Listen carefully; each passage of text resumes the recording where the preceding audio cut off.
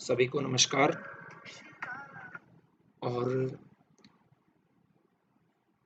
इतने विलंब से आने का प्रयोजन तो आप समझ ही गए होंगे। जैसे कि बोर्ड ने अभी देर रात ही जो आपके पेपर्स हैं वो अपलोड किए हैं।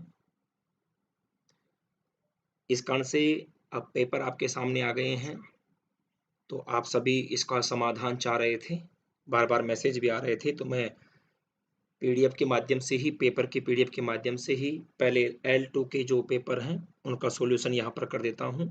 और क्वालिटी थोड़ा-सा आप आपके वीडियो की बढ़ा लीजिएगा, क्योंकि मैं यहाँ पर स्क्रीन पर जो हमारे पास पीडीएफ है उसके माध्यम से यहाँ पर सॉल्यूशन करवा रहा हूँ, तो आप इसकी जो क्वालिटी है, क्वालिटी आप ठीक कर लें ताकि क्लियर दिखे। ठीक है? मैं फटाफट ही बताऊँगा, ज़्यादा देर नहीं लगाऊँगा इसमें। सबसे पहला प्रश्न यहाँ पर लेवल 2 सेकंड शिफ्ट वाला ले रहा हूँ मैं। 23 जुलाई को जो हुआ है आपका एग्ज़ाम, 23 जुलाई वाला, 23 जुलाई को जो सेकंड शिफ्ट थी, सेकंड शिफ्ट वाला मैं यहाँ पर सबसे पहले पेपर ले रहा हूँ। देखो, रेखांकित प्रथमाधिकृत्य प्रश्न निर्माणम करोतु। इस को आधार पे प्रश्न का निर्माण पूछा था, पुत्राय को अंडरलाइन कर रखा है, तो कश्मई वाला बन जाएगा, इसलिए यहाँ पर ऑप्शन पहला रहेगा। मया चंद्रः पश्यते, ये अब जैसे मैंने आपको बता दिया था, मया चंद्रः दृश्यते, यहाँ पर ये जवाब रहेगा, क्योंकि जब कर्मवाच्य भाववाच्य में रखते हैं तो। नदीभ्य गंगा श्रेष्ठा कितनी बार मैं बता चुका था। निर्धारण के प्रसंग में षष्ठी और सप्तमी होती है, इसलिए यहाँ पर आंसर ये रहेगा। विद्ययामृतमश्नुते, यहाँ पर आपको पता ही है, मैं बता ही चुका था पहले, अश्नुते आएगा, विद्ययामृतमश्नुते। लक्ष्य लक्षणे व्याकरणम इति कम विधिम द्योतयति, ये कौन सी विधि को बता रहा है, ये प्रश्न यहाँ पर थोड़ा सा पूछा है।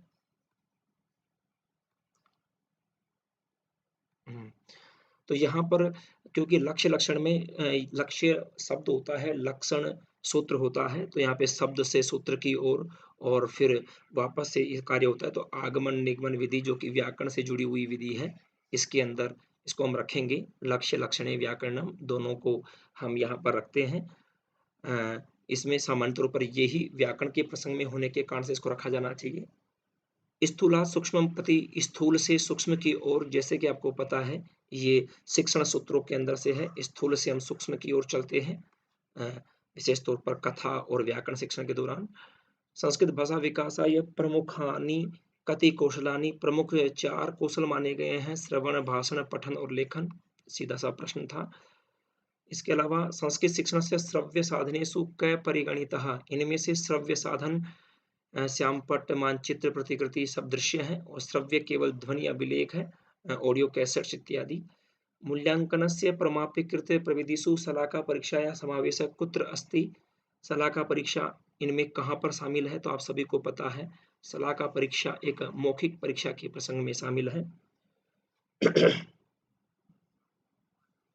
संस्कृत शिक्षण से सामान्य सिद्धांत नास्ति, देखो इनमें से अभ्यास का सिद्धांत भी है, क्रियाशीलता का सिद्धांत भी है, रुचि का सिद्धांत भी है, लेकिन संस्कृत शिक्षण के सामान्य लिंग भेद का कोई सिद्धांत नहीं है। आगमन विधेहि प्रथमम सोपानम, आगमन विधि के अंदर जैसे कि आपको पता है सबसे पहले उदाहरण दिए जाते हैं, इस कारण से पहला सोपान उदाहरण मानेंगे। भाषाया प्राथमिकम इदम कौशलम, पहला कौशल किसको माना गया है? आप सभी जानते हैं श्रवण कौशल पहला कौशल होगा। सतत मूल्यांकने शिक्षकस्य प्रमुखम मुख्यम कार्यम भवति, सुनना, बोलना, पाठन, पढ़ाना। वास्तव में देखा जाए सतत मूल्यांकन एक कंटिन्यूअस मूल्यांकन होता है, इसमें खुद के मत का अभिलेख करना मुख्य कार्य माना जाएगा। हर्बटीय पंचपदी इत्यस्मिन् विधौ समाहितं सोपानम अस्ति, इनमें से कौन सा सोपान हर्बटीय पंचपदी में है? तो आपको पता है तुलना का सोपान वहां पर है। ये आगे वाले प्रश्न इस गद्यांश के आधार पर हैं, और इसके आधार पर जो प्रश्न पूछे गए उनको देख लेते हैं। संगम स्थले, संगम स्थल में कौन सी विभक्ति है? तो सीधा सा प्रसंग है, सप्तमी है। नगाधिराज है का संधि विच्छेद क्या होगा? ये आपको बता ही चुका था मैं, नग प्लस अधिराज है। विराजते में कौन सा लकार है? आप सभी देख चुके थे, ये लट लकार का रूप ही है, इसमें कोई विशेष बात नहीं है। प्रभावित में कौन सा प्रत्यय है? ये भी हम डिस्कस कर चुके थे, इक्तय प्रत्यय है। देवभूमि, देवानाम भूमि, देवताओं की भूमि, इस अर्थ में षष्ठी तत्पुरुष होगा, तो ये भी तत्पुरुष समास होगा, इसमें कोई अलग से बात नहीं है। सेकंड लैंग्वेज की तरफ चल रहा हूँ क्रमशः, सीरियल वाइज चल रहा हूँ मैं, ताकि आप सबके आ जाए। जनपदे, जनपदे के अंदर कौन सी विभक्ति है, बता चुका, इसमें सप्तमी विभक्ति है। पश्यन्ति इत्यत्र धातु रहित, ये वास्तव में देखा जाए तो टाइपिंग एरर है, धातु रहित नहीं था, धातु रस्ती होना चाहिए था। इसमें धातु कौन सी है, रहित की जगह रस्ती होना चाहिए था, तो टाइपिंग एरर की वजह से थोड़ा प्रश्न गलत सा हो गया एक तरह से, तो ये आपको बोनस मिल सकता है। वैसे पश्यन्ति के अंदर जो धातु है ये दृढ़ धातु है, क्योंकि रहित का अर्थ अलग हो जाता है और अस्थि का अर्थ अलग हो जाता है, तो यदि प्रश्न यही पूछ रहे हैं तो यहाँ पर दृढ़ धातु मानी जाएगी। बृहत्तमम पुस्तकालयम, यहाँ पर जो पुस्तकालय है ये क्या है, तो जैसे कि आपको पता है बृहत्तम तो विशेषण है और पुस्तकालय यहाँ पर विशेष्य है, सबसे बड़ा पुस्तकालय। दुर्गम सीधा सा दिख रहा है, नपुंसकलिंग का शब्द है, ये शायद डिस्कस कर चुका था मैं। अत्रागत्य का रेखांकित पद में कौन सी संधि, अत्र प्लस आगत्य दीर्घ संधि है, क्योंकि इसका यदि हम टुकड़ा करेंगे तो ऐसा होगा अत्र प्लस आगत्य, इस प्रकार से आप इसका टुकड़ा कर सकते हैं, तो यहाँ पर अत्रागत्य ये बन जाएगा। बालकः पुस्तकम पठति, यहाँ पर इसको रेखांकित पद को विधिलिंग लकार में करना है, विधिलिंग लकार में पठति का जो विधिलिंग लकार बनेगा वो जैसे कि आपको पता है यहाँ पर बन जाएगा पठेत, क्या बन जाएगा, पठेत, ठीक है। षण्णवति, इसके लिए कौन सा संख्या प्रयुक्त, कौन सी संख्या के लिए प्रयुक्त हुआ है, 96 के लिए हुआ है। जय इचु या नाम तालु, इसके आधार पर इसका उच्चारण स्थान तालु हुआ है। और इनमें से दंतोष्ठ्य वर्ण कौन सा है, वकारस्य दंतोष्ठम जो वह है ये रहेगा। और अचह भवंती, अच क्या होते हैं, अच स्वर होंगे, और राष्ट्रपति के साथ सेनापति यहाँ आया, देखो तो यहाँ पर सह के योग में तृतीया होगी, राष्ट्रपति ना, एक बात से क्लियर हो जाती, केवल राष्ट्रपति का रूप याद होता तो ही उसी से सही हो सकता था। तो ये तो फर्स्ट लैंग्वेज हो गई जिसको आप इस प्रकार से यहाँ पर आपने देखा है। अब मैं सेकंड लैंग्वेज की ओर आता हूँ, क्योंकि अधिकांश विद्यार्थियों ने यहाँ पर सेकंड लैंग्वेज को ही संस्कृत के रूप में चुना है, ज़्यादातर विद्यार्थियों के काम का वही प्रसंग यहाँ पर है, इस कारण से मैं उसी प्रसंग को यहाँ पर रख लेता हूँ और क्रमशः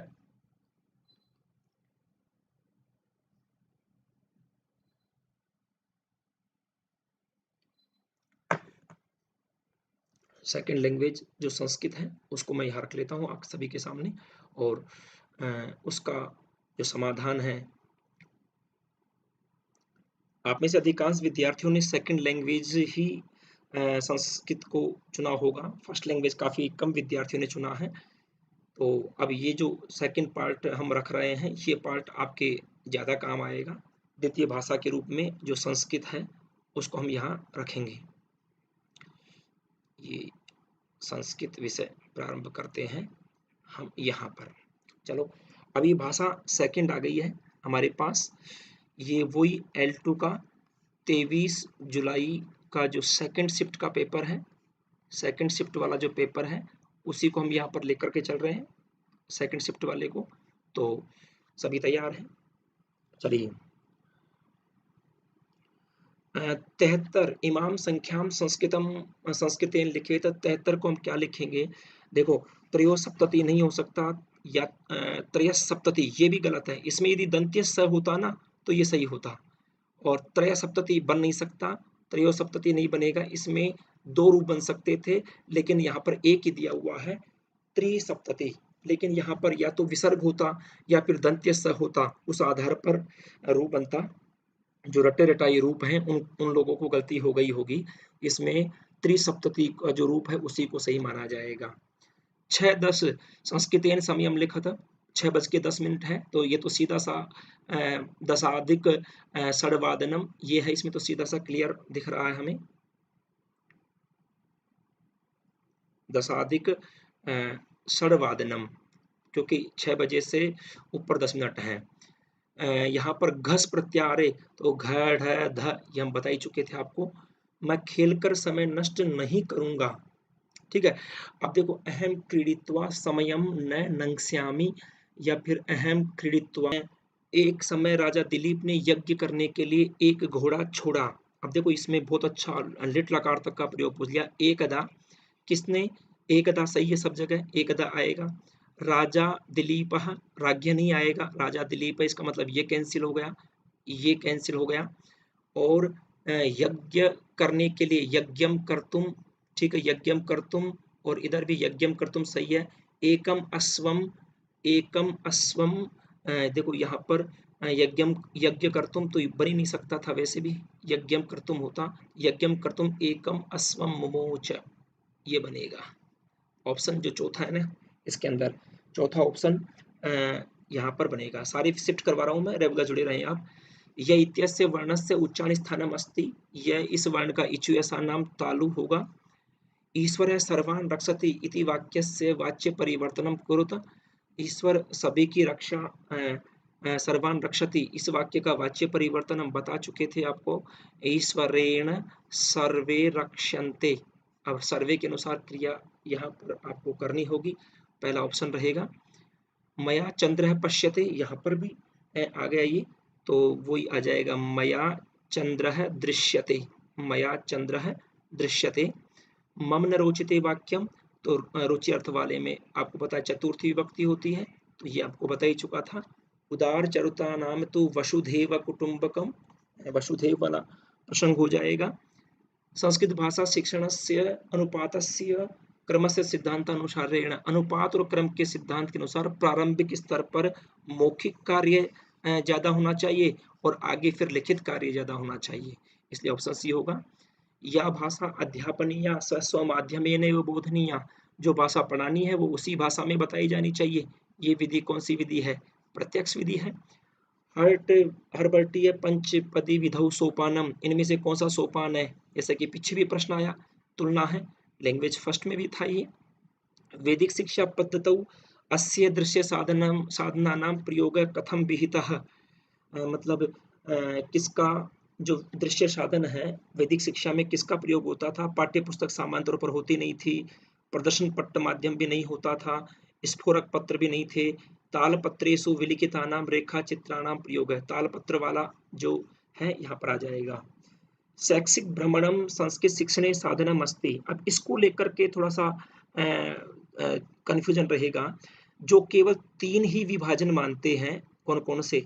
श्रव्य, दृश्य और श्रव्य दृश्य, वो तो श्रव्य दृश्य मानेंगे, लेकिन चूंकि यहाँ पर क्रियात्मक अन्य साधन में भी दे रखा है, क्रियात्मकम अन्य साधनम, तो ये प्रश्न मेरे हिसाब से इसमें दोनों जवाबों में लेकर के मतभेद रहेगा।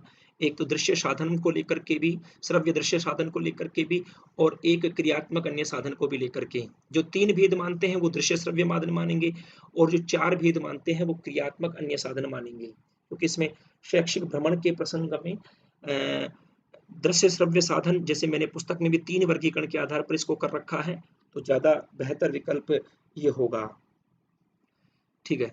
ससंदर्भ व्याख्या, कथा का सार इत्यादि लेखन से संबंधित जो प्रश्न होते हैं वो कैसे प्रश्न होते हैं? निबंधात्मक प्रश्न होते हैं। पाठ्य पुस्तक में संचित सामग्री कैसी होनी चाहिए? कैसी सामग्री होनी चाहिए? छात्रों के शारीरिक और मानसिक स्तर के अनुसार होनी चाहिए। ठीक है, सीधा सा प्रश्न था। सर्वप्रथम भाषा कौशलम, पहला भाषा कौशल कौन सा है? श्रवण है। ठीक है। इसी प्रकार से प्रश्नानाम उत्तरे अनेके विकल्पाः दीयन्ते, और उनमें से कोई एक विकल्प चुनता है, तो सीधा सा प्रश्न है, बहुविकल्प प्रकार है प्रश्न है। ठीक है। इसी प्रकार से उपचारात्मक शिक्षणस्य उद्देश्यमस्ति संपूर्ण पाठ्यक्रम आधारित प्रशिक्षण, कक्षा में सामूहिक शिक्षण, बालकस्य न्यूनता परिष्काराय शिक्षणम, निदानात्मक परीक्षणोपरांत बालकस्य न्यूनता परिष्काराय शिक्षणम। बिल्कुल, इसका उपचारात्मक शिक्षण का उद्देश्य यही माना जाएगा, निदानात्मक परीक्षण के बाद बालकों की न्यूनता की, बालकों की कमी को दूर करना, ये यहाँ पर जवाब के रूप में स्वीकार करेंगे। अब आपका प्रश्न आ गया श्वेत वर्णा। अब देखो इस वाक्य में तस्य गृहे एका श्वेत वर्णा धेनु वर्तते, तो ये वास्तव में देखा जाए श्वेतम वर्णम, श्वेतः वर्णः यस्याः सा बहुव्रीहि समास हुआ है इसके अंदर। श्वेत वर्णा के अंदर जो समास होगा वो बहुव्रीहि समास होगा। कृत्वा में क्री धातु से इक्त्वा प्रत्यय होगा, ध्यान रखें, त्वा नहीं है बल्कि इक्त्वा प्रत्यय होगा। इसी प्रकार से मात्रायाम में कौन सी विभक्ति हम पहले बता ही चुके हैं आपको, मात्रायाम में सप्तमी विभक्ति होगी। और उत्पादयति में केवल उपसर्ग पूछा है, ध्यान रखें संस्कृत में उपसर्ग उद है, और तो कोई विकल्प था भी नहीं, इसमें तो पा और दे रखा है। उत्पादयति में उद उपसर्ग है। विश्वनाथ है कुशल कृषक है अपि अस्ति, विश्वनाथ कुशल कृषक भी है, तो इसमें तो सीधा सा अव्यपद पूछा है, अव्यपद तो अपि ही है।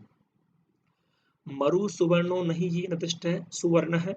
अब देखो इसमें चूंकि सुवर्ण है, शोभन है, वर्ण है, इस अर्थ में प्रादि तत्पुरुष हुआ है, लेकिन यहाँ पर प्रादि विकल्प में नहीं दे रखा, तो तत्पुरुष को आपको जवाब के रूप में रखना पड़ेगा। दृष्टः इत्यत्र प्रत्यय वर्तते, दृष्टः के अंदर जैसे कि आपको पता है दृष्ट धातु से इक्तय प्रत्यय हुआ है। छंद कौन सा है, तो छंद में देखो यहाँ पर पहले लघु है, फिर गुरु है, फिर लघु है, फिर लघु है, तो यहाँ पर 1 2 3 4 5 6 7 8 9 10 11 वर्ण वाले हैं, और लघु गुरु का मिश्रण हो गया, इसलिए यहाँ पर छंद के दृष्टिकोण से जैसे मैंने बताया था उपजाति छंद ही आपको स्वीकार करना है। और शिलासु कृष्णासु न ते ही मृग्याः इत्यत्र विशेषण पदम, कृष्ण यहाँ पर जो विशेषण है काली शिलाओं पर, तो शिलाओं का विशेषण है कृष्णासु, इसलिए यहाँ पर विशेषण कृष्णासु है, शिलासु विशेष्य है। मरुहु, मरुहु यहाँ पर पुल्लिंग का है, सीधे तौर पर यहाँ पर दिया हुआ है, इसको आप इस प्रकार से देख सकते हैं। इस प्रकार से ये सेकंड शिफ्ट थी जिसके हमने प्रसंग को देखा है। अब हम थर्ड शिफ्ट की ओर चलेंगे, तीसरे शिफ्ट की ओर। 2 मिनट के लिए आप इंतजार करें, मैं पीडीएफ खोल लेता हूँ।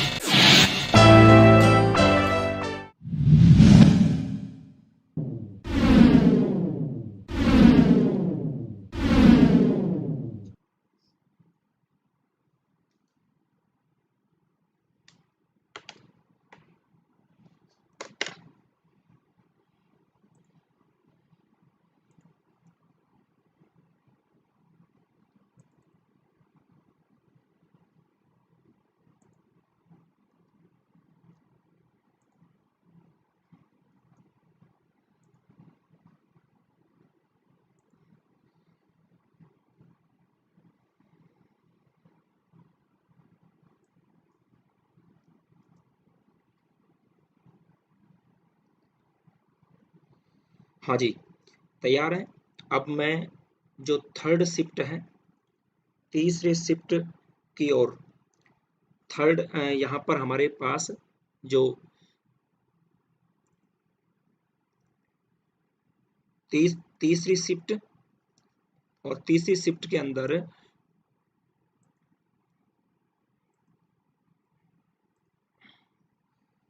मतलब 24 जुलाई को जो मॉर्निंग के अंदर पेपर हुआ था L2 का, उसका सॉल्यूशन हम देख लेते हैं। सबसे पहले भाषा प्रथम के रूप में, यद्यपि कम लोगों की थी, फास्टली देख लेता हूं मैं इसको, ताकि एक बार जिनकी भी थी वो भी हो जाए, क्योंकि लैंग्वेज सेकंड वालों का तो काफ़ी समाधान हो गया, लैंग्वेज फर्स्ट वालों का समाधान कम हो पाया था, इस कारण से मैं फास्टली बता रहा हूँ। केवल पठती इस पद को लिट लकार में पूछा है तो पठति का लिट लकार पठिष्यति बनेगा। 78 को संस्कृत में क्या कहेंगे? तो बिल्कुल ये चीज केवल वो ही बता सकता है जिसने क्लासेज रेगुलर ली होंगी, और मैंने वहां पर भी बता दिया था। 40, 50, 60, 70, 90 वाली लाइन के अंदर दो बार दोनों रूप बन सकते हैं। 8 वाली में अष्ट और अष्टा वाला, और बाकी सभी जगह 10, 20, 30 वाली में नित्य रूप से अष्टा होता है। तो ये मैंने बता रखा था अच्छे से। ये भी किया होगा तो सही रहेगा। एकार से उच्चारण से ए दे तो कंठ तालु, इसको भी मैंने पहले डिस्कस कर लिया था आपको पहले के दिन। महेसूत्राण में दो वर्ण, कौन सा वर्ण दो बार? तो आपको पता ही है, हयवरट के अंदर है और हल के अंदर है, दो बार उक्त हुआ है। जल के बिना जीवन नहीं है, तो आपको ध्यान है विना के योग में द्वितीया तृतीया पंचमी तीनों होती हैं, इसलिए जलम जलेन जलाद विना जीवनम नास्ति। बहुत अच्छा प्रश्न पूछा है। उसने प्राण त्यागे, इसका संस्कृत पूछा गया है। तो देखो, उसने प्राण त्यागे, इसमें सह प्राणम अत्यजत नहीं बन सकता, सह प्राणान अत्यजत और तेन प्राणान अत्यजन। बहुत अच्छा प्रश्न पूछा है जिसने भी पूछा है। प्राण शब्द हमेशा बहुवचन के हैं, मैंने कई बार बताया था, और भूतकालिक अर्थ में होगा तो सह प्राणान अत्यजत, ऑप्शन सेकंड इसमें जवाब के रूप में रहेगा। ये तीसरी शिफ्ट का मैं पेपर लेकर के चल रहा हूँ। इसी प्रकार से सह गीताम पठति, इसका वाच्य परिवर्तन करना है, सह की जगह तो तेन हो जाएगा, तेन गीता पठ्यते, ऑप्शन डी इसमें जवाब के रूप में रहेगा। सरस्वती श्वेत वस्त्र आवृता वर्तते, इसको प्रश्न बनाना है। सरस्वती श्वेत वस्त्र को अंडरलाइन कर रखा है, तृतीया का बहुवचन है, तो वही किम शब्द का प्रयोग करके तृतीया का बहुवचन कई ही आवृता वर्तते ये हो जाएगा। मया त्रीणि पुस्तकानि पठितम, इसको संशोधित करना है, तो मया त्रीणि पुस्तकानि, मया त्रीणि पुस्तकानि पठितानि ये बन जाएगा। पिबन्ति नद्यः, नदी शब्द से बहुवचन में बनता है नद्यः, नद्यः। विचाराभिव्यक्ति है साधनम, ये सीधी लाइन उठा कर रख दिए नोट से। विचाराभिव्यक्ति का जो साधन है वो भाषा है, विचारों के अभिव्यक्ति का साधन माना जाता है। चतुर्षु कौशलेषु द्वितीयम कौशलम श्रवण, श्रवण के बाद में भाषण, सेकंड नंबर का भाषण आएगा। संस्कृत शिक्षण से मनोवैज्ञानिक सिद्धांत, मनोवैज्ञानिक सिद्धांत के दृष्टिकोण से आप सभी को पता है रुचि के सिद्धांत को मनोवैज्ञानिक सिद्धांत कहा जाता है। और उसका एक कारण ये भी है कि शिक्षण को रुचिकर बनाने के लिए सारा काम किया जाता है शिक्षण के प्रसंग में। तो एक तरह से देखा जाए मनोवैज्ञानिक सिद्धांत हम इसको कह सकते हैं, क्योंकि स्पष्ट तौर पर नोट्स के अंदर भी ब्रैकेट के अंदर लिख रखा था सीधा। संस्कृत शिक्षण की प्राचीनतम विधि, अब इसमें थोड़ा सा वही कंफ्यूजन रख दिया इन्होंने, पारायण और पाठशाला के अंदर से। पाठशाला विधि एक बड़ी विधि है, पारायण उसकी उपविधि है, लेकिन फिर भी यदि इनमें से पारायण, तो अब वही समस्या हो गई, इसमें कंफ्यूजन ही रहेगा फिर से। यदि पहले भी पूछा जा चुका है तो पारायण को मान लीजिएगा, आवृत्ति के माध्यम से, आवृत्ति का कार्य पहले से होता आ रहा है। संस्कृत भाषा शिक्षणाय सर्वोत्तमोयम विधि, संस्कृत भाषा शिक्षण के लिए सर्वोत्तम विधि कौन सी है? निर्बाध विधि नाम दे दिया है। वैसे इसका नाम प्रत्यक्ष विधि सीधे तौर पर होना चाहिए था, लेकिन इसको निर्बाध विधि यहाँ पर। उपचारात्मक शिक्षण का उद्देश्य नहीं है, नहीं है पूछा है। देखो, एक तो व्यक्ति कठिनाइयों का निवारण, विषय के प्रति रुचि उत्पन्न करना, और अध्यापकों में प्रतिस्पर्धा। उपचार समय से लाभ है, समय का लाभ लेना ये तो हो सकता है, लेकिन अध्यापकों में प्रतिस्पर्धा, इस उपचारात्मक शिक्षण का कोई मतलब नहीं है, इसलिए यहाँ पर उद्देश्य नहीं माना जाएगा इसको, ये डी आंसर होगा। संस्कृत अध्यापनस्य अधिगम साधनानि मुख्यतः कति भागेषु, अब इसमें जैसे मैंने बताया श्रव्य दृश्य और श्रव्य दृश्य के रूप में मानेंगे तो 3 मानेंगे, लेकिन जो क्रियात्मक अन्य साधन को मानेंगे वो 4 मानेंगे, तो इसको लेकर के भी कंफ्यूजन रहेगा। और शिक्षकस्य शिक्षणस्य आधारभूतानि भवन्ति, शिक्षक का जो शिक्षण होता है उसके आधारभूत, देखो इसमें बड़ा रोचक बात कही इन्होंने, शिक्षक के शिक्षण के आधारभूत पूछ रहा है, ये बहुत अच्छा प्रश्न पूछा है। मतलब शिक्षण का आधारभूत क्या है? तो आधारभूत तो पाठ्य पुस्तक ही होगा, पूरा का पूरा शिक्षण कार्य आधार के रूप में यहाँ पे पाठ्य पुस्तक पर डिपेंड होता है, इस प्रश्न को देखते जाए तो। लेकिन चूंकि यहाँ पर दृश्य सामग्री के रूप में पाठ्य पुस्तक भी समाहित है, अब ये साधन के रूप में मानेंगे जब तो इसके ऊपर डिपेंड है, अन्यथा पाठ्य पुस्तक भी आंसर माना जा सकता है। पाठ्य पुस्तक इसमें भी समाहित है, दृश्य श्रव्य साधनों के अंदर भी। तो यदि इसको न माने, इसको ज्यादा उपयुक्त न मान करके हम इसी को ज्यादा माने तो ज्यादा बेस्ट रहेगा। लिखित परीक्षा यही प्रश्नानां प्रकाराः सन्ति। लिखित परीक्षा के लिए प्रश्नों के प्रकार, लिखित परीक्षा में जैसे आपको पता है 3 प्रकार के होते हैं, निबंधात्मक, लघुत्तरात्मक और अति लघुत्तरात्मक है। सलाहकार परीक्षा किन के लिए होती है? तो सलाहकार परीक्षा हमेशा मेधावी छात्रों के लिए होती है। राष्ट्र शब्द में कौन सी विभक्ति है? गद्यांश में देखो यहाँ पे राष्ट्रम अस्ति, अस्माकं भारतम राष्ट्रम अस्ति, प्रथमा विभक्ति का प्रयोग किया गया है राष्ट्रम के अंदर। सुमति ही, सुमति कहाँ पर प्रयोग किया गया है? यहाँ पर देखिए, सर्वेषु सुमति अनिवार्य अस्ति, तो सुमति का मतलब शोभना मति, सुमति विशेषण के रूप में रखा गया है, तो ये कर्मधारय समास का ही भेद था, लेकिन यहाँ पे कर्मधारय विकल्प के रूप में नहीं दे रखा, तो यहाँ पे तत्पुरुष ही आपको मानना होगा। इसी प्रकार से सर्वेषां भारतीयानां इत्यत्र रेखांकितम पदम, सभी भारतीयों का।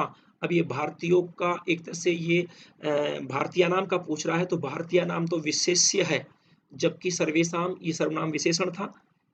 विभिन्नता में कौन सा प्रत्यय है? विभिन्नता के अंदर तल प्रत्यय है, ठीक है। संवादेन सर्वासाम समस्यानां समाधानम भवितुम शक्यते, संवादेन में कौन सा कारक है? तो करण कारक मानेंगे, ठीक है। जयपुर नगरम पद में कौन सा लिंग है? तो जैसे कि आपको पता है जयपुर नगरम नपुंसक लिंग का है।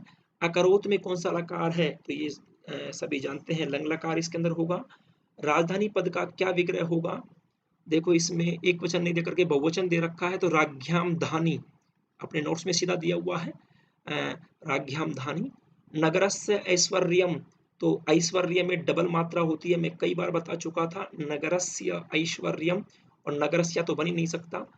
इदम नगरम भारतस्य पेरिस नामना प्रसिद्धम, इस वाक्य में विशेषण पद क्या है? देखो यहाँ पर विशेषण इदम भी है और नगर का विशेषण प्रसिद्ध भी है, ये दोनों दोनों माने जाएंगे, इदम और उभयम दोनों के दोनों माने जाएंगे। इस प्रकार से यहाँ पर हमारे पास जो लैंग्वेज फर्स्ट जिसने चुनी थी उसको हम रख सकते हैं। अब इसी में जो लैंग्वेज सेकंड है उसको हम ले लेते हैं।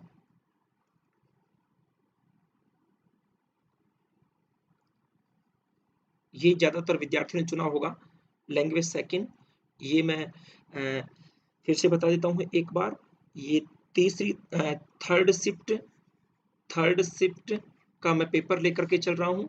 24 जुलाई को जो मॉर्निंग में हुआ था उसकी बात मैं कर रहा हूँ, ठीक है।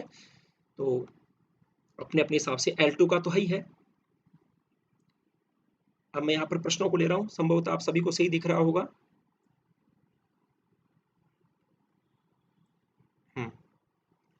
54 इत्येषा संख्या संस्कृत में क्या कहेंगे इसको? देखो चतुर्पंचाशत नहीं हो सकता, चत्वारः पंचाशत नहीं हो सकता, चतुष्पंचाशत भी नहीं हो सकता, होता तो यहाँ पे मूर्धन्य निश्चय होता पै को देख करके, या फिर विसर्ग होगा, इसलिए यहाँ पर ओनली पहला विकल्प ही जवाब के रूप में रहेगा 61वें के अंदर।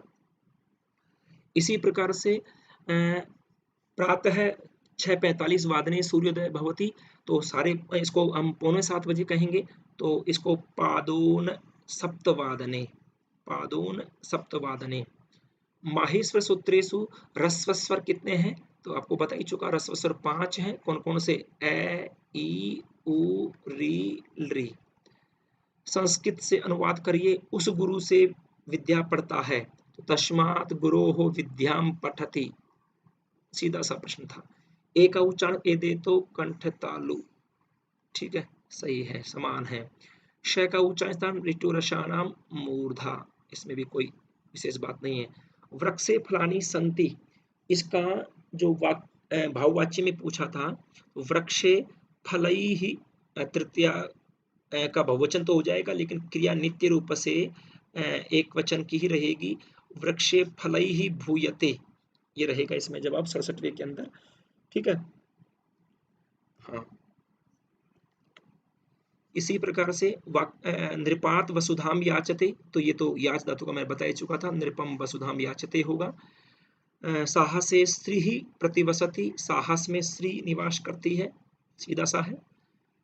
संस्कृत के माध्यम से अनुवाद करिए, हम गुरु को नमस्कार करेंगे।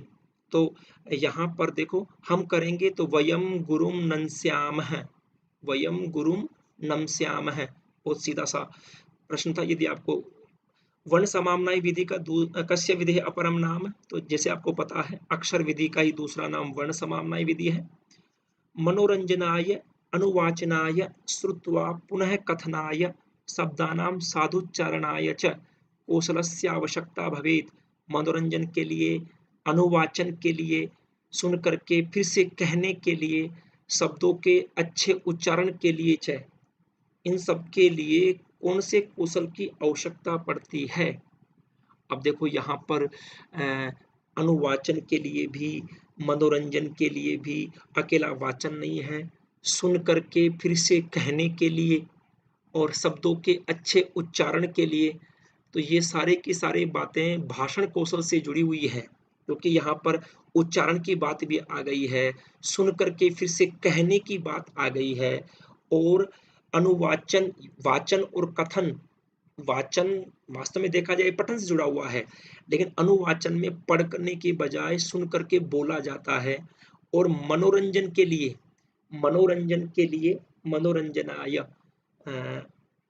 यहाँ पर मनोरंजन शब्द थोड़ा सा अलग दे दिया है, और जो मनोरंजन के आधार पर यदि यहाँ पर एक तो अनुवाचन सुनकर के पुनः कहना और शब्दों का साधुच्चारण करना, ये सारे के सारे उच्चारण की बात करना और सुनकर के पुनः कहने वाली जो बातें हैं, ये बातें भाषण कौशल की ओर लेकर के जा रही हैं इसको, इसलिए यहाँ पर भाषण कौशल ही ज़्यादा बेहतर विकल्प के रूप में रहेगा।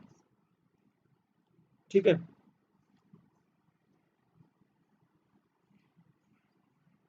ज़्यादा बेहतर आंसर यही रहेगा। संस्कृत शिक्षण में प्रस्तावना, विषयोपस्थापन, तुलना, सामान्यीकरण और प्रयोगश्च कस्य विधेय सोपानानि, तो ये तो आप सभी को अच्छे से याद होगा। हर्बर्ट ये जो पंचपदी है सभी में पूछ लिया गया और सभी ने पढ़ा भी होगा, सभी जगह मैटर में है, ऑप्शन डी रहेगा। श्लोकानां सूत्राणां गद्यानां च कंठस्थीकरणोपरि, कंठस्थीकरण के ऊपर कौन सी विधि बल देती है, रटने के ऊपर, तो आपको पता ही है पारायण विधि के अंदर बार बार आवृत्ति के माध्यम से रटने के ऊपर जोर दिया जाता था, तो यहाँ पर पारायण विधि को रख लेंगे, क्योंकि कंठस्थीकरण का कार्य पारायण विधि के अंदर बार बार रिपीटेशन के माध्यम से रटने की बात की जाती थी, इसलिए यहाँ पर ज्यादा बेहतर रहेगा। संस्कृत भाषा शिक्षण से इंद्रियाणाम प्रयोगाधारेण दृश्य साधनम भवति, इंद्रियों के प्रयोग के आधार पर दृश्य साधन। अब देखो सीतावाद्य नहीं हो सकता, आकाशवाणी नहीं हो सकता, ग्राह्य यंत्र, ध्वनि ग्राह्य यंत्र लिखा होगा शायद इन्होंने, तो पाठ्य पुस्तक आपको ही पता ही है दृश्य साधन है, तो ये यहाँ पर जवाब रह जाएगा सीधा सीधा सा। इसी प्रकार से कस्मिन्नपि कक्षा कक्षे कस्य प्रथमा अनिवार्यता भवेत, कोई भी कक्षा कक्ष में किसकी पहली अनिवार्यता, वस्त्र कोई जरूरी नहीं है, दंड कोई जरूरी नहीं है, आसन कुर्सी कोई जरूरी नहीं है, लेकिन श्याम पट्ट ज्यादा जरूरी है, जैसे कि आपको कई बार बता चुका पहले। छात्रों के ज्ञान का स्तर, बुद्धि, कौशल और कार्य शक्ति का जो निर्णय है वो किसके आधार पर किया जा सकता है, तो आप सभी को पता है परीक्षा के आधार पर, ये मैं बता चुका था। रुचि, निरंतर्य और वैराग्य, ये क्रियाशीलता और अभ्यास के सिद्धांत में पतंजलि के मत का अनुसार यहाँ पर अपने नोट्स में दिया हुआ है। अष्टादश शताब्द्याः अंतम यावत् मौखिक परीक्षा एव कस्य प्राचीनतम साधनत्वेन आसन, ठीक है, किसके, मौखिक परीक्षा ही प्राचीनतम साधन किसका था, मूल्यांकन का प्राथमिक साधन था। अब इसमें काफी लोग कंफ्यूज हुए होंगे, उन्होंने भाषण कर दिया होगा, लेकिन ये ध्यान रखो, ये प्रश्न ये पूछ रहा है कि 18वीं शताब्दी के अंत तक मौखिक परीक्षा ही किसका प्राचीनतम साधन था, मूल्यांकन का प्राचीनतम साधन केवल मौखिक परीक्षा ही था, इसलिए यहाँ पर ए जवाब होगा। मौखिक परीक्षा में जिन्होंने भाषण किया तो पठन का भी तो हो सकता है वहां पर, इसलिए जो ए है मूल्यांकन है, मूल्यांकन को हम यहाँ पर रख सकते हैं। सलाहकार परीक्षा छात्र से मूल्यांकन करोति। सलाहकार परीक्षा के माध्यम से क्रियाकलाप नहीं आएगा, परिवार नहीं आएगा, स्थूल शरीर नहीं आएगा, बल्कि तीव्र बुद्धि का मूल्यांकन यहाँ पर होगा। ठीक है। महता में कौन सी विभक्ति है, बता चुका था मैं, तृतीया विभक्ति है। ध्वजारोहण में कौन सी संधि है, ध्वज प्लस आरोहण दीर्घ संधि है, इसमें कोई काठिन्य नहीं होगा। राष्ट्रगीतम, राष्ट्रस्य गीतम, राष्ट्र का गीत तत्पुरुष समास होगा, कोई काठिन्य नहीं होना चाहिए। प्रणमंती में कौन सा लकार है, आप सभी को पता है, लट लकार का रूप है ये। और गणमान्याः राजनयिकाः सम्मिलिताः भवन्ति, गणमान्य राजनयिक सम्मिलित होते हैं।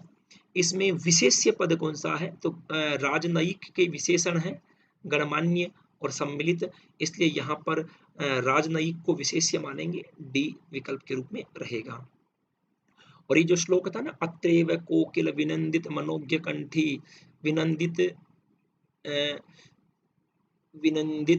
मैं बता रहा था, इसमें से एक्स्ट्रा आ गया शायद। और श्री कुंभकर्ण नृपते स्तनया रमापि उत्सन्नतामुपगतां स्वपितुः प्रवृत्तां संगीत शास्त्र सरणीं पुनरुद्धार।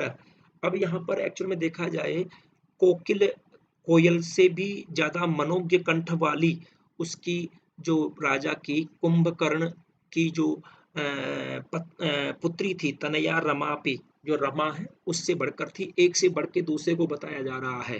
तो अब समझ जाना कौन सा अलंकार है। अब तो आप मेरे को कमेंट करके भी बता दो कि कौन सा अलंकार है यहाँ पर, ताकि मैं समझो कि आप सभी समझ गए होंगे। चलो, अत्रेयु में कौन सी संधि है, कितनी बार प्रश्न पूछा होगा, अत्र प्लस एव वृद्धि संधि का कार्य हुआ है। संगीत शास्त्र से सरणीम, इस आधार पर यहाँ पर तत्पुरुष समास हुआ है, षष्ठी तत्पुरुष समास हम मान सकते हैं। उपगताम, यहाँ पर वो इक्तः प्रत्यय है, इक्तः प्रत्यय होगा 88वें प्रश्न के अंदर। और इसमें अलंकार कौन सा है, एक से बढ़ के दूसरे को बता रहे हैं, इसलिए यहाँ पर अलंकार व्यतिरेक अलंकार होगा। अब ये श्लोक को पढ़ने के बाद ये क्लियर हो गया है, ठीक है ना। अब एक को मतलब यहाँ पर एक से बढ़ के दूसरे को बता रहे हैं, कोयल से भी आगे उसकी जो कंठ वाली, या मतलब एक तरह से देखा जाए आनंद करने वाली जो कंठ वाली, उस कुंभकर्ण की जो पुत्री रमा थी, और उसी ने अपने पिता के द्वारा प्रवृत्त संगीत शास्त्र सरणी का पुनरुद्धार किया, ये यहाँ पर कहना चाह रहे हैं। इसलिए व्यतिरेक अलंकार, एक से बढ़कर के दूसरे की बात हम यहाँ पर कर रहे हैं, इसलिए व्यतिरेक अलंकार होगा। छंद के दृष्टिकोण से मैंने बताया था, यहाँ पर 14 वर्ण वाला मान करके वसंत तिल का ही आपको रखना है। इस प्रकार से ये हमारी जो थर्ड शिफ्ट थी उसका पेपर हुआ। अब हम चौथे शिफ्ट की ओर, पेपर की ओर चलेंगे। जब तक बीच में थोड़ा सा भगवान शंकर की आराधना के मंत्र का आनंद लो, जब तक मैं PDF खोल करके आपके सामने उपलब्ध होता हूँ फोर्थ के लिए।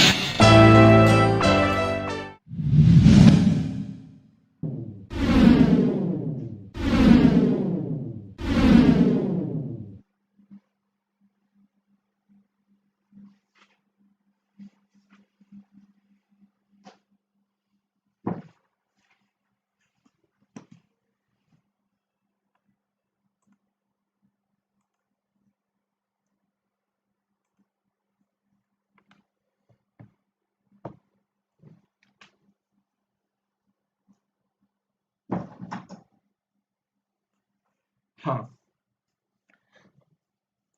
अब अंत में हम जो लेवल 2 का जो अंतिम शिफ्ट थी हमारे पास, ये 4th शिफ्ट का पेपर है।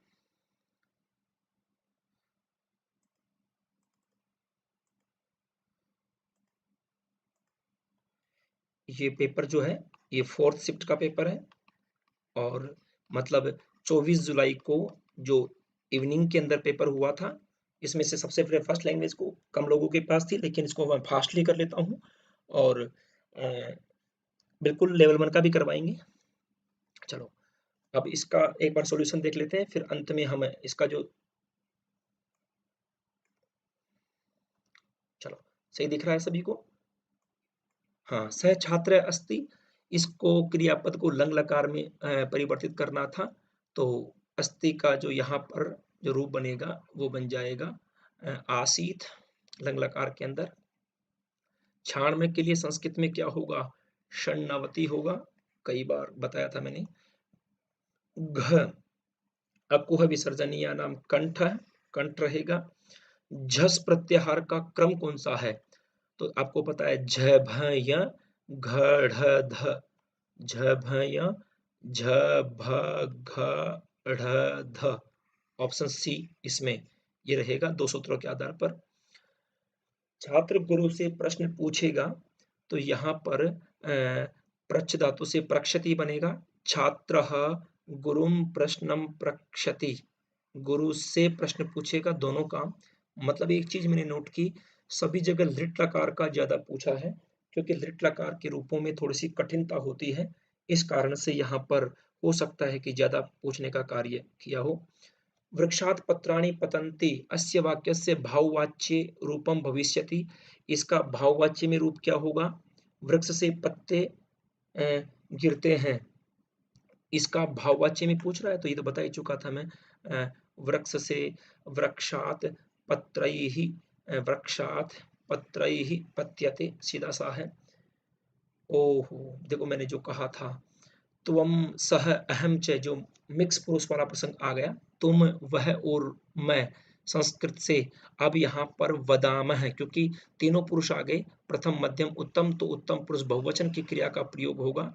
त्वम सह अहम च संस्कृतेन वदामः, ये बनेगा इसके अंदर, बाकी किसी ने नहीं करवाया होगा, इस बात की गारंटी है।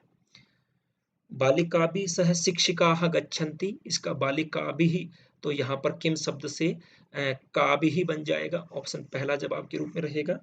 और रिक्त स्थानम श्रद्धावान लभते ज्ञानम, यहाँ पर ऑप्शन सी आ जाएगा। पिता पुत्र पर क्रोध करता है, तो पिता पुत्राय क्रुध्यति, ये बन जाएगा।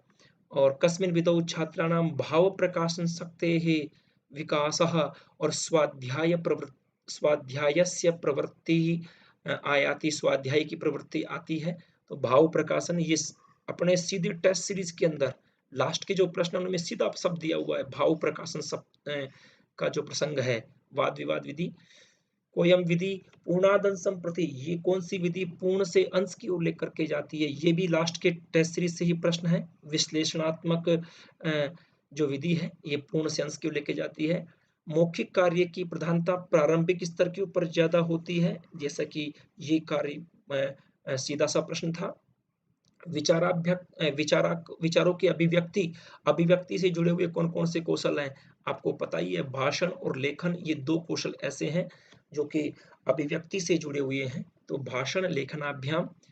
दृश्य श्रव्य साधनेषु प्रमुखम साधनम, दृश्य श्रव्य साधनों में सबसे प्रमुख साधन कौन सा माना जाता है, तो यहाँ तो सीधा सा दे एक ही रखा है, दृश्य श्रव्य तो दूरदर्शन है, बाकी तो सब, आकाशवाणी केवल श्रव्य था, ध्वनि मुद्रिका केवल श्रव्य है, श्याम फलक केवल दृश्य है, दृश्य श्रव्य तो केवल दूरदर्शन ही है। अतीत पाठस्य स्मरणाय, पढ़े हुए पाठ के स्मरण के लिए, ज्ञान के उपार्जन के लिए, गृह कार्य को करने के लिए किसकी आवश्यकता पड़ती है? अरे भाई साहब, पाठ्य पुस्तकों की आवश्यकता पड़ती है, सीधा का सीधे पंक्ति से उठा करके। बालकस्य शिक्षारंभ उपनयन संस्कार परम केन प्राचीनतमेन विधिना गुरुणा प्रारभ्यते, कौन सी विधि के माध्यम से होता था प्राचीन समय में उपनयन संस्कार के बाद? ये प्रश्न कैसे दिया है आप सोच लिए, पहले संस्कार पूछ लिया, अब पाठशाला विधि पूछ रहा है। तस्याः परीक्षायाः प्रकाराः निम्न बिन्दवः सन्ति रिक्तस्थान पूर्णम सत्यासत्य बहु समाधान, ये सारे के सारे वस्तुनिष्ठ में आते हैं, इसलिए यहाँ पर ऑप्शन सी आपको जवाब के रूप में रखना पड़ेगा।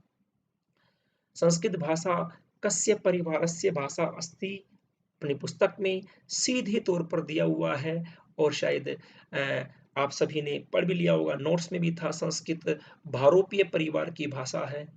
ठीक है, भारोपीय परिवार। इनमें से कौन सी मौखिक परीक्षा नहीं है? सलाहकार, संवाद और साक्षात्कार तो हैं। निबंधात्मक परीक्षा, एक मिनट, निबंधात्मक जो परीक्षा है, निबंधात्मक परीक्षा, ये थोड़ा सा अजीब सा हो गया है, एक बार मैं इसको क्लियर कर देता हूं। जो जैसे मैंने बताया आपको, ये जो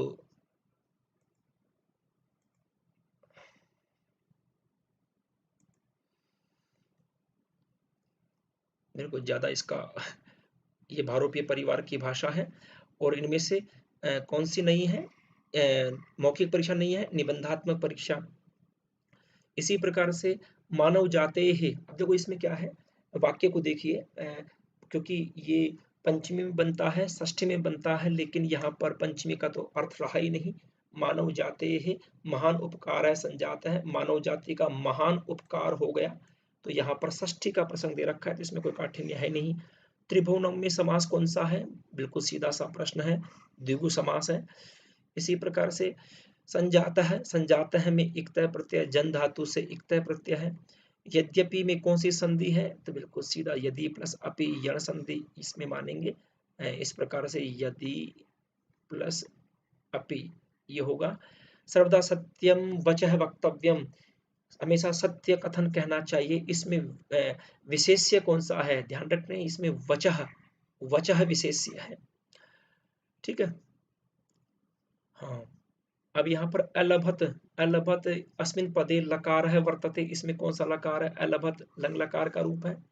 यूनाम आत्माहुत्या, यहाँ पर यूनाम के अंदर वचन पूछा है, तो जैसे कि आपको पता है ये षष्ठी बहुवचन का रूप है। ऐसे ही वीराणाम दीर्घ सुदीर्घ परंपरा विद्यते, वीराणाम सुदीर्घ परंपरा विद्यते, इसमें विशेष्य कौन सा है?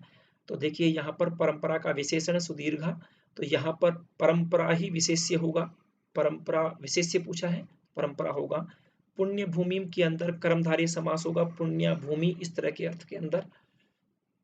बाल्यकालादेव, तो यहाँ पे बाल्यकालात प्लस एवा, ये इसका संधि विच्छेद होगा। और इस प्रकार से ये हमारे पास जो फर्स्ट लैंग्वेज थी इसकी संस्कृत के रूप में, उसको हमने रखा। अब आते हैं हम जो सेकंड लैंग्वेज के रूप में अधिकांश ने चुना होगा, उसके प्रसंग को लेकर के यहाँ पर कंटिन्यूअस चलते हैं। आ जाइए सभी, इस पे तो सभी का होगा शायद ये, इसलिए ज़्यादातर विद्यार्थी इसके साथ ही इंतजार कर रहे थे। तो मैं यहाँ पर अब अंत में रख रहा हूँ, ये हमारा फोर्थ पारी का है और L2 का है, और द्वितीय भाषा, भाषा सेकंड संस्कृत जिसने रखी थी उनका ये पेपर हम रख रहे हैं। देखो, त्रिंशत् इति शब्दस्य शब्द रूपाणी कस्मिन् लिंगे प्रचलन्ति, ये पूरा का पूरा अपन ने पढ़ाया हुआ है। आप देख सकते हैं वीडियो यूट्यूब पर भी पड़े हुए हैं। स्त्रीलिंग के अंदर है 19 से लेकर के 99 तक की संख्याएं नित्य रूप से स्त्रीलिंग के अंदर होती हैं। माहेश्वर सूत्राणि केषां संज्ञार्थानि भवन्ति, अनादि संज्ञार्थानि भवन्ति, अनादि संज्ञार्थानि भवन्ति। ठीक है, अनादि संज्ञार्थानि। अनुनासिकस्य उच्चारण नासिकानुस्वारस्य, अनुस्वारस्य उच्चारण नासिका। लृवर्णस्य कति भेदा सिद्धांत कौमुद्यानुसारम वर्तते, सिद्धांत कौमुदी के अनुसार कितने भेद हैं लृ के? ध्यान रखें 12 ही हैं, लघु सिद्धांत में भी सिद्धांत में भी दोनों जगह 12 ही हैं। सवर्ण संज्ञा के बाद 30 हो जाते हैं। यहाँ पर कृषकेण घटः भित्तः, कृषक के द्वारा जो घड़ा है वो फोड़ा गया। अब यहाँ पर कृषकेण घटः भिन्नः, विद धातु से इक्तय प्रत्यय के अंदर भिन्न रूप बनता है, इस कारण से यहाँ पर ये रूप बनेगा। देवः राक्षसई अलम, अलम पर्याप्ति अर्थ में है, तो यहाँ पर राक्षसेभ्यः अलम, देवः राक्षसेभ्यः अलम, ये रूप बनेगा। कर्ता कार्यम इच्छति, तो कर्ता, एक भी चीज आपको आ जाती है अच्छे से तो हो जाता क्लियर। कर्ता कार्यम इष्यते, ये बता दिया था मैंने। इसी प्रकार से शिक्षक शिष्य पर क्रोध करता है, बहुत अच्छा प्रश्न पूछा है और ये मैंने अच्छे से क्लियर करवाया था क्लास के अंदर, आपने देखा हो तो। देखो क्रुद्ध धातु के योग में चतुर्थी होती है, लेकिन सम उपसर्ग लग गया तो फिर द्वितीय विभक्ति हो जाएगी। उपसर्ग लगने के ऊपर क्रुद्ध द्रोह रूप सृष्टयो कर्म शिक्षकः शिष्यम संक्रुध्यति। देखो निश्चितार्थाद, ये तो वाक्य याद होगा आपको, न निश्चितार्थाद विरमन्ति धीराः, निश्चयार्थात न विरमन्ति, पंचमी हो जाएगा। विराम, विराम का प्रयोग होने पर पंचमी होती है। आत्मनः प्रतिकूलानि परेशान न समाचरेत, सुकरात विधि किसका दूसरा नाम है? प्रश्न उत्तर विधि का ही दूसरा नाम सुकरात विधि है। कथन कौशले मुख्यतः कस्य अधिकम महत्वम अस्ति, कथन कौशल के अंदर, ठीक है, इसमें शुद्ध उच्चारण का या ध्वनि का या फिर शब्द का या पद का, तो कथन के दौरान शुद्ध उच्चारण का महत्व ज्यादा है।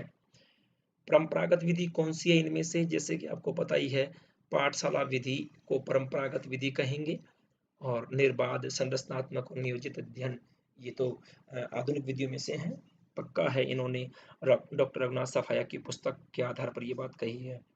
पदच्छेद पदार्थोक्ति विग्रह वाक्य योजना, ये व्याख्या विधि के अंदर प्रयुक्त किए गए हैं, हमने लास्ट में भी बता दिया था आपको। अपेक्षित व्यवहार अपेक्षित व्यवहारगत परिवर्तनम नाम किम, ठीक है, मतलब अपेक्षित व्यवहारगत जो परिवर्तन है उसी को अधिगम कहा जाता है। मतलब जो आप चाहते थे वो परिवर्तन हो जाए, वो ही क्या कहलाएगा? अधिगम कहलाएगा। बालकों को समझ में आ जाए ना। अनुवाद विधि, अनुवाद विधि किसको कहेंगे? पाठशाला में अनुवाद नहीं होता, एक तरह से प्रत्यक्ष में नहीं होता, और पाठ्य पुस्तक में भी नहीं होता। अनुवाद का कार्य एक तरह से देखा जाए तो भंडारकर विधि के अंदर होता है, व्याकरण अनुवाद विधि इसको कहते हैं। इसी प्रकार से मूल्यांकनम कीदृशी प्रक्रिया अस्ति, मूल्यांकन एक सतत प्रक्रिया है, निरंतर चलने वाली प्रक्रिया है। अनुपातस्य क्रमस्य च नियमः इति किम, अरे भाई साहब क्या प्रश्न पूछा है। अनुपात और क्रम का जो नियम है वो शिक्षण का सिद्धांत है, सूत्र नहीं है। इनमें से श्रव्य साधन नहीं है, रेडियो तो श्रव्य है, ध्वनि अभिलेख भी, और श्रव्य साधनम नास्ति। वैसे देखा जाए ना तो ये प्रश्न थोड़ा सा कंफ्यूज कर रहा है, लेकिन दूरदर्शन से सुन करके तो हो सकता है, वो श्रव्य दृश्यों में से है। प्रतिकृति तो स्पष्ट तौर पर से दृश्य है, यहाँ पर श्रव्य शामिल हो सकता है। वैसे इस प्रश्न को भी थोड़ा सा डाउटेबल मान सकते हैं, क्योंकि दूरदर्शन श्रव्य दृश्य में आता है, लेकिन चूंकि दूरदर्शन में श्रव्य शामिल है, इस कारण से इसमें से बेहतर विकल्प प्रतिकृति रहेगा। बेहतर विकल्प तो आपको प्रतिकृति को ही मानना चाहिए, ठीक है। और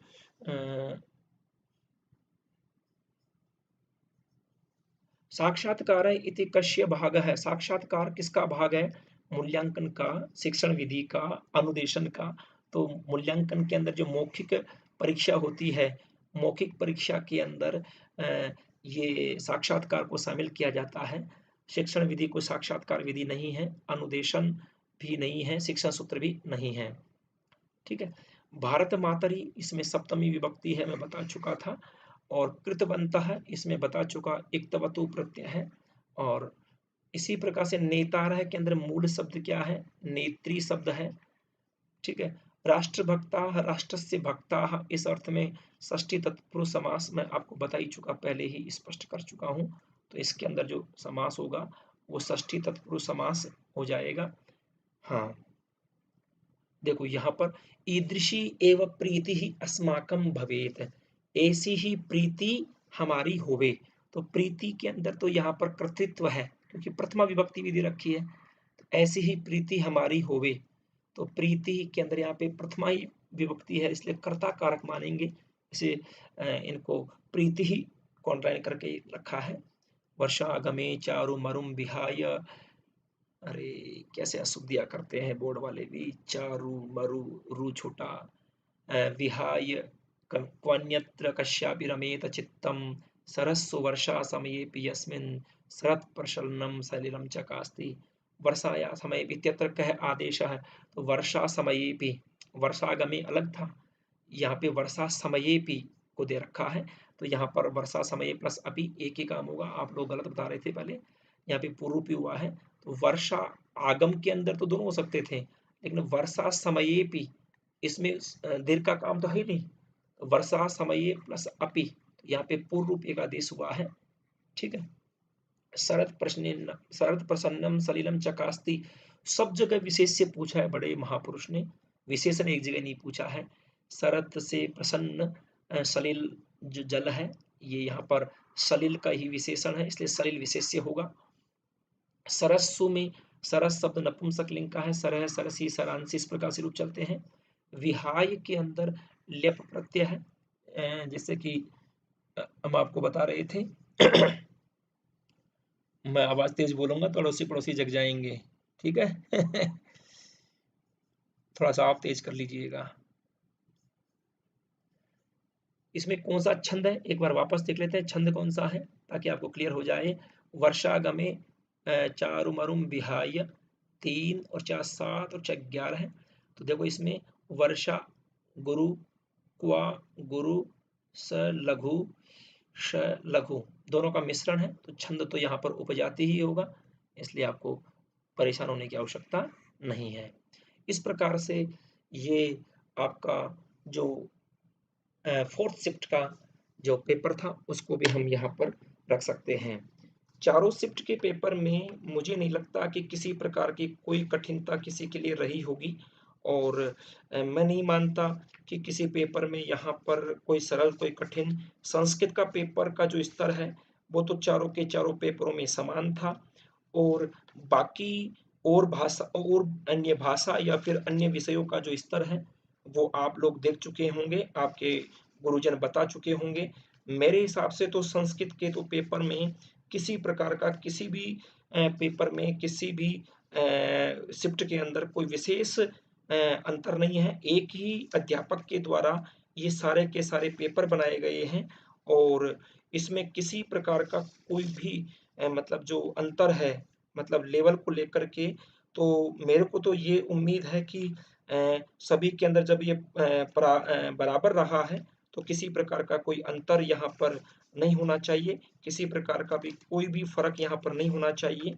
और मतलब यहाँ पर जो नॉर्मलाइज़ेशन की बात आप कमेंट कर रहे हैं, और वो जो प्रसंग है वो मुझे नहीं लगता संस्कृत के आधार पर होगा। और वैसे सभी पेपर्स को इन्होंने एक सेम पैटर्न के साथ बनाने का इन्होंने प्रसंग रखा है।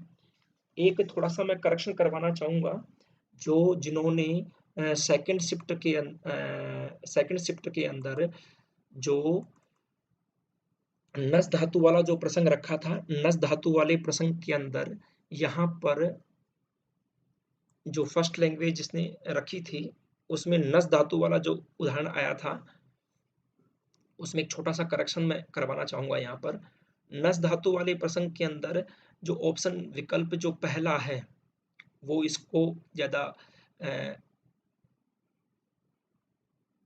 नस धातु वाला जो प्रसंग आया था, नस वाले प्रसंग के अंदर नंग श्याम है जो प्रसंग आया था, उसी को जवाब के रूप में स्वीकार करें, ज़्यादा ठीक रहेगा वो, और वो ही बनता है नस धातु से।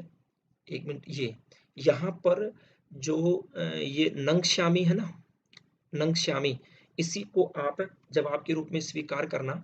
इसमें पहला विकल्प ऑप्शन नंबर जो ए है ना, यहाँ पर 64वें के अंदर जो ए है, इस ए को स्वीकार करना आप, ठीक है।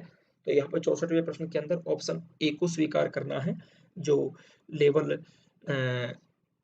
जो लेवल सेकंड के अंदर सेकंड शिफ्ट के अंदर जो सेकंड भाषा के रूप में संस्कृत को चुना है, उसके अंदर ये यहाँ पर सेकंड लेवल का प्रश्न थोड़े से कठिन मान सकता हूँ सेकंड शिफ्ट वाला ये संस्कृत का। बाकी इसमें नंगश्यामी बनेगा, ये ध्यान रखें, नष्टम न करोमि नहीं बनेगा। न न तो करोमि तो एक तरह से देखा जाए तो वर्तमान काल अर्थ में हो जाता है, इस कारण के आधार पर, ठीक है। तो हम अब दूसरे लेवल फर्स्ट का जो पेपर है मैं भी डाउनलोड करता हूँ, यदि अभी हो पाया तो मैं भी उसको सोल्व कराऊंगा। ठीक है, धन्यवाद, शुभ रात्रि।